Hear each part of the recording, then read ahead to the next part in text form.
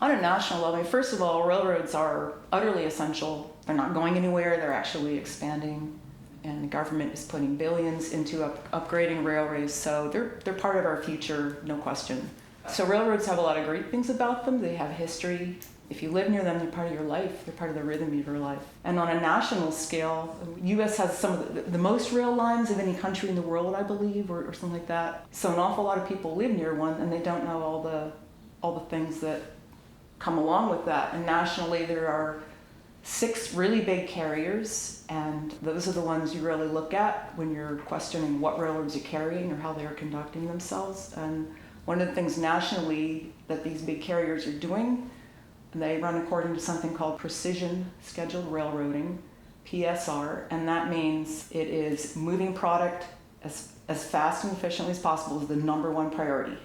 Cutting cost, number 2, and the third one is something like making things more convenient. 4 is safety. There's always like, what's your top 3? Safety's not in there, and that's the huge problem nationwide. And railroads have claimed privacy in what they carry and where they carry it for many years. That's a problem because people don't know what's coming through. And this happened in East Palestine. That was a huge problem. The people on the ground who had to deal with it didn't know about this material.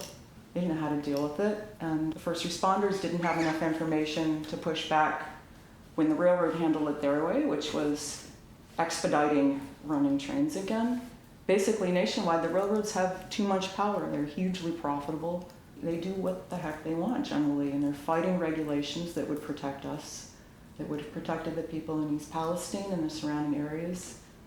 And that's a big problem because these railroads are here to stay. These big ones are basically monopolies, and they have too much power, and there's too many accidents. And these little margins that they're pushing are, when they break, things like East Palestine, other derailments happen, and that's unacceptable. So it's time to start pushing it in a different direction.